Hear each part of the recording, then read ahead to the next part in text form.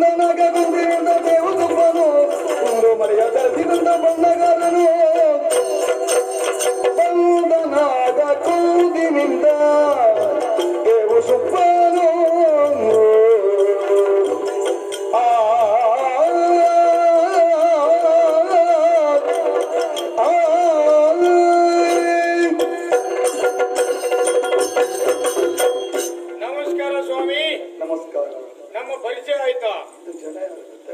ಸುಬ್ಬದೇವಾಡಿಗ ಅಂತ ಹೇಳಿದ್ರೆ ನಾನೇ ನೋಡಿ ಈ ಊರಲ್ಲಿ.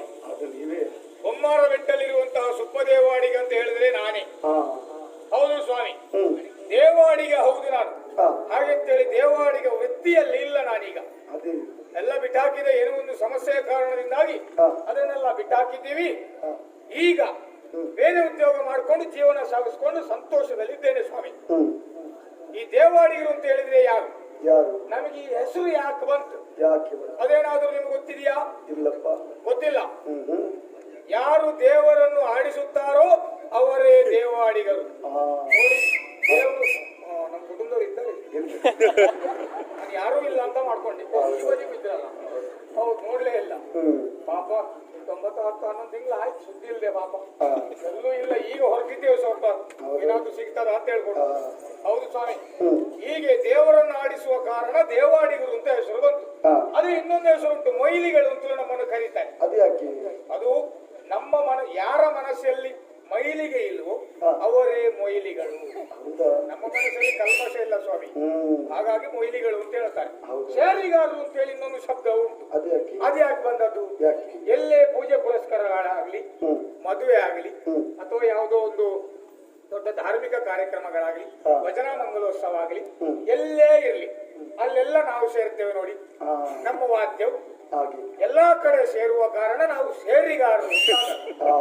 ಈ 3 ವಿಚಾರಗಳಲ್ಲಿ ಒಂದೊಂದು ಉದಾಹರಣೆ ಕೊಟ್ಟೆ ನಾನು ನಿಮಗೆ. ಹಾಗೆಂತೇಳಿ ಬಹಳ ಕಷ್ಟದ ಜೀವನವೇ ನಮ್ದು ಸ್ವಾಮಿ. ಯಾಕೆ? ನಿಮಗೆಲ್ಲ ಬಹಳ ಒಳ್ಳೆ ವ್ಯವಸ್ಥೆ, ಅನುಕೂಲ ನಮಗೆ ಯಾವುದೂ ಇಲ್ಲ ಪಾಪ. ನೋಡಿ, ನಮ್ಮ ವ್ಯವಸ್ಥೆ ನೋಡಿ, ನಿಮ್ಮ ವ್ಯವಸ್ಥೆ ನೋಡಿ, ಅಷ್ಟು ಒಳ್ಳೆ ವ್ಯವಸ್ಥೆ. ವ್ಯವಸ್ಥೆ ನಿಮಗೆ ನೋಡಿ, ಚಿಕ್ಕ ಚಿಕ್ಕ ಚಿಕ್ಕ ಎಲ್ಲ ಹಾಕಿ ವ್ಯವಸ್ಥೆ ಹತ್ತಿರದಲ್ಲಿ ಕೂರಿಸಿ, ನಮ್ಮನ್ನೊಂದು ಕೆಳಬದಿಯಲ್ಲಿ ಕೂರಿಸಿ, ಒಂದು ಹನಿ ಬಿದ್ರು ಅದಕ್ಕೊಂದು ವ್ಯವಸ್ಥೆ ಉಂಟಾ? ಅಲ್ಲಿ ನಾವೇ ಬಟ್ಟೆ ಮುಚ್ಚಾಕೊಂಡು ಕೂತ್ಕೊಳ್ಬೇಕು. ಹೌದು, ಮತ್ತೆ ಹಿಂದೆ ಹೇಳ್ತೀರಿ ನೀವು ತಗೊಂಡು ಹೋಗುದಿಲ್ವಾ ಅಂತ ಹೇಳಲ್ಲ. ಹೌದು, ಬೆಳಗಾಗುವ ಸಿಗ್ತದೆ ಅಂತ ಕಾರಣ. ನಾವು ಬೆಳಗಾಗುವವರೆಗೂ ಕೂತ್ಕೊಂಡು ಇಷ್ಟು ಮಾಡ್ಬೇಕು. ನೀವೊಂದು ಮಧ್ಯರಾತ್ರಿಯಲ್ಲೇ ಪೂರೈಸಿಕೊಂಡು 5-10 ತಗೊಂಡು ಹೋಗ್ತೀವಿ. ನಾವು 4:15 ಬೆಳಗೋರು ಕೂತ್ಕೊಳ್ಬೇಕು. ಎಷ್ಟು ದಿವಸಕ್ಕೆಲ್ಲ ಒಂದೇ ದಿವಸದ ಮಾತಾಡುದು ನಾನು. ನಮ್ಮ ಜಾತಿಯವರು ಅಷ್ಟು ಕಷ್ಟ ಉಂಟು. ಅದಕ್ಕಿಂತ ನಮ್ಗೆ ಯಾವ್ದಾದ್ರು ಮದುವೆ ಸಮಾರಂಭ ಮತ್ತೊಂದು ಅಡ್ಡಿ ಇಲ್ಲ ಮರ್ರೆ. ಅಲ್ಲಿ ಕೇಳದಷ್ಟು ಕೊಡ್ತಾರೆ. ನೀವು ಆಟಕ್ಕೆ ಬಂದ್ರೆ ಬೇಕು, ಕೊಡುದಿಲ್ಲ. ಕೇಳದಷ್ಟು ಕೊಡೋದ್ರಲ್ಲೂ ಮತ್ತೆ ಚರ್ಚೆ ಮಾಡ್ತೀರಲ್ಲ. ಅದಕ್ಕೆ ನೋಡಿ, ಮಧ್ಯೆ ಎದ್ದು ಹೋಗಿ ಬರೋದು ನಾವು. ಯಾರ 4 ಜನ ಇದ್ರೆ ಸಾಕು, ನಾವು ಬಾಡಿಸ್ತಾ ಇರುವುದಲ್ಲಿ. ಹೌದು, ಮತ್ತೆ ನಿಮ್ದು ಶುರು ಆದಾಗ ನಮ್ದಷ್ಟೇನು ಗೊತ್ತಾಗುದಿಲ್ಲ. ನಮ್ದು ಸುದ್ದಿ ತಪ್ಪಿದ್ರು ಗೊತ್ತಾಗುದಿಲ್ಲ, ಲಯ ತಪ್ಪಿದ್ರು ಗೊತ್ತಾಗುದಿಲ್ಲ. ಹೌದು, ಹಾಗೇನಾಗ್ಲಿಕ್ಕಿಲ್ಲ. ಅಲ್ಲ, ಹಾಗಾಗ್ಲಿಕ್ಕಿಲ್ಲ.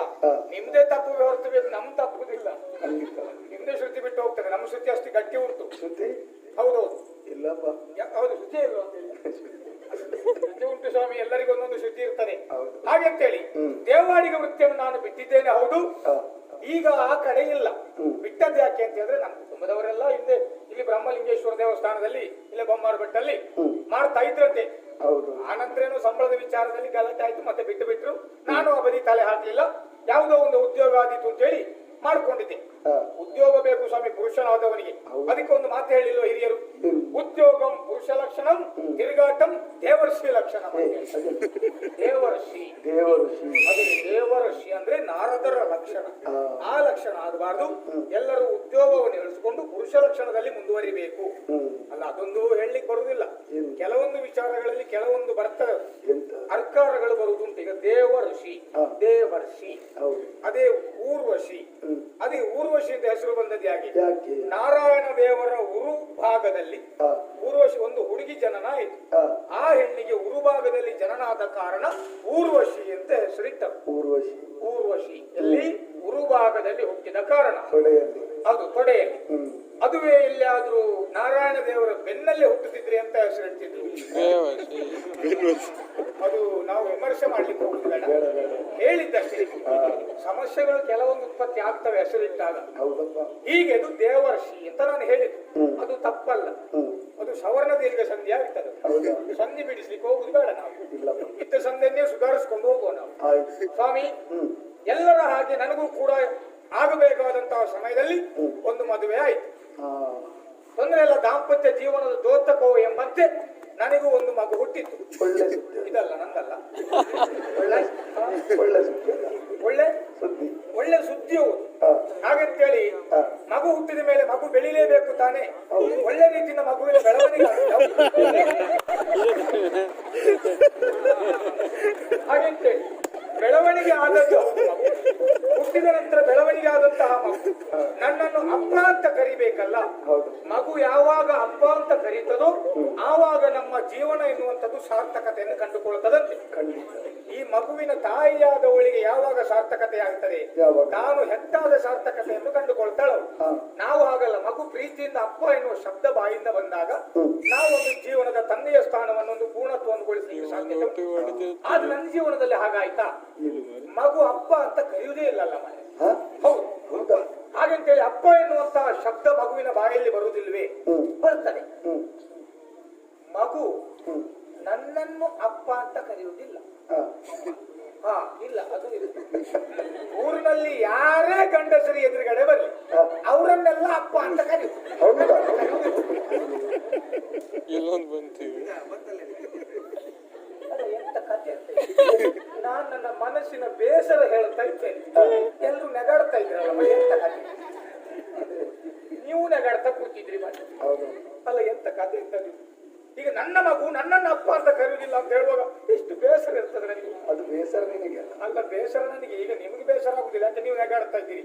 ಅದು ಕಾಲಘಟ್ಟವೇ ಹಾಗಾಗಿದೆ ಸ್ವಾಮಿ. ಈಗ ಮಾರ್ಗದಲ್ಲಿ ಯಾರಾದ್ರೂ ಒಂದು ವಾಹನ ಬುದ್ಧಿ ಬಿದ್ದಿದ್ರೆ ಅವನನ್ನು ಎಬ್ಬಿಸಿ ಶುಶ್ರೂಷೆಗೆ ಕರ್ಕೊಂಡು ಹೋಗುದಲ್ಲ. ಈಗ ಮೊದಲು ತೆಕ್ಕೊಳ್ಳು. ಹೌದು, ಕಡೆಗೆ ಕರ್ಕೊಂಡು ಹೋಗುದು ಅಂತ ಪರಿಸ್ಥಿತಿ ಬಂದಾಗಿದೆ. ಸಾಯ್ತಾನೆ, ಅದ್ರೊಳಗೆ ಅವ ಸತ್ತಾಗ್ತಾನೆ. ಈಗ ನನ್ನ ವಿಚಾರದಲ್ಲಿ ಹಾಗೆ. ನನ್ನ ಮಗು ನನ್ನನ್ನು ಅಪ್ಪ ಅಂತ ಕರೆಯುವುದಿಲ್ಲ ಅಂತ ಹೇಳಿ ನನ್ನ ಬೇಸರವನ್ನು ವ್ಯಕ್ತಪಡಿಸ್ತಾ ಇದ್ದೇನೆ. ಎಲ್ಲ ಹಲ್ಲಿ ಬಿಟ್ಟು ಅದು ಹೌದು. ಯಾಕೆಂತ ಹೇಳಿದ್ರೆ ಒಂದು ಮಾತೇ ಉಂಟು ನೋಡಿ, ಪಕ್ಕದ ಮನೆಯವನ ಮಗು ಅಳ್ತಾ ಇದ್ರೆ ನಮಗೆ ಕಿರಿಕಿರಿ ಆಗ್ತದೆ. ಅದೇ ನಮ್ಮ ಮಗು ಅತ್ರೆ ನಮಗೆ ಮಮಕಾರ ಹುಟ್ಟುತ್ತದೆ. ಇನ್ನೊಂದು ವಿಚಾರದಲ್ಲಿ ನೋಡ್ಲಿಕ್ಕೆ ಹೋದ್ರೆ ಸ್ವಲ್ಪ ಬೆಳೆದ ಮೇಲೆ ನಮ್ಮನೆಯಲ್ಲಿ ಹೆಂಡತಿ ಅತ್ರೆ ನಮಗೆ ಕಿರಿಕಿರಿ ಆಗ್ತದೆ. ಅದೇ ಪಕ್ಕದ ಮನೆಯವನ ಹೆಂಡತಿ ಅತ್ರೆ ಬಹಳ ಬೇಜಾರಾಗ್ತದೆ. ಯಾಕೋ ಅಳ್ತಿದ್ದೋ ಏನೋ. ಅದು ಆ ರೀತಿ ಆಗ್ತಿದ್ದು. ಹಾಗೆ ಆದದ್ದು. ಈಗ ಎರಡನೇ ವಿಚಾರಕ್ಕೆ ನಿಮ್ದಾಗಿತ್ತು. ಈಗ ನನ್ನ ಮಗು ನನ್ನನ್ನು ಅಪ್ಪ ಅಂತ ಕರೆದಿಲ್ಲ ಅಂತ ನೆಗಾಡ್ತಾ ಇದ್ರಿ. ಈಗ ನಿಮ್ಮ ಮಗು ಚಂದೆ ಅವರನ್ನ ಅಪ್ಪ ಅಂತ ಕರೆದ್ರೆ ಅಂತ ಮಾಡ್ತೀವಿ. ಕರೀಲಿಕ್ಕಿಲ್ಲ, ಬಿಸಿ ಆಗ್ತದೆ ನಿಮಗೆ. ನನಗೂ ಹಾಗೆ ಬಿಸಿಯು ಬೇಸರ ಎರಡು ಒಟ್ಟಾಗಿದೆ. ಸರಿ, ಈ ವಿಚಾರ ಯಾಕೆ ಈಗ ಆಗ್ತಾ ಉಂಟು? ನನ್ನ ಹೆಂಡತಿಯಲ್ಲಾದ್ರೆ ಹೇಳ್ಕೊಟ್ಟಿದ್ದಾಳ? ಹೇಳ್ಕೊಟ್ಟಿದ್ರೆ ಊರಿಡಿ ಹೇಳಲಿಕ್ಕೆ ಯಾಕೆ ಮಾರ್ರೆ ಆಗ್ತದೆ? ಅದು ಸಾಧ್ಯ ಇಲ್ಲ. ಹಾಗಂತೇಳಿ ಮಗು ಹುಟ್ಟಿದ ಸಂದರ್ಭದಲ್ಲಿ ನಾನು ಮನೆಯಲ್ಲಿ ಇರ್ಲಿಲ್ವಾ? ಎಲ್ಲ ವಿದೇಶಕ್ಕೆ ಹೋಗ್ಲಿಲ್ಲ, ನಾನು ಮನೆಯಲ್ಲೇ ಇದ್ದೆ. ಆದ್ರೂ ಮಗು ನನ್ನನ್ನು ಅಪ್ಪ ಅಂತ ಕರೆಯುವುದಿಲ್ಲ. ಇದು ಏನು ಅಂತ ಪ್ರಶ್ನೆ ಮಾಡಿದಾಗ ಒಂದು ಬ್ರಾಹ್ಮಣರು ನನಗೆ ಹೇಳಿದ್ರು, ನೀವೊಂದು ದೋಷದಲ್ಲಿ ಇದ್ದೀರಿ. ಆ ದೋಷ ನಿಮಗೆ ಹೋಗಬೇಕು ಅಂತಾದ್ರೆ, ಪರಿಹಾರ ಸಿಗಬೇಕು ಅಂತಾದ್ರೆ ಇಲ್ಲೇ ಅಡಕತ್ತ ಎನ್ನುವಂತ ಒಬ್ರು ಬ್ರಾಹ್ಮಣರಿದ್ದಾರೆ, ಅವ್ರ ಹತ್ರ ಹೋಗಿ ಬಂದ್ರೆ ನಿಮ್ಮ ಮಗುವಿನ ದೋಷ ಎಲ್ಲ ಪರಿಹಾರ ಆಗಬಹುದು ಅಂತ ಹೇಳಿದ್ದಾರೆ. ಅದಕ್ಕೋಸ್ಕರ ಮಿಂದು ಮಡಿಯುಟ್ಟು ಈ ಕಡೆಗೆ ಬಂದಿದ್ದೇನೆ ಸ್ವಾಮಿ. ಕಾಲಹರಣ ಮಾಡುವುದು ಬೇಡ, ಆದಷ್ಟು ಬೇಗ ದೇವಸ್ಥಾನದ ಕಡೆಗೆ ಹೋಗ್ತೇನೆ. ಮುಂದೇನಾಗ್ತದೆ ನೋಡಿ.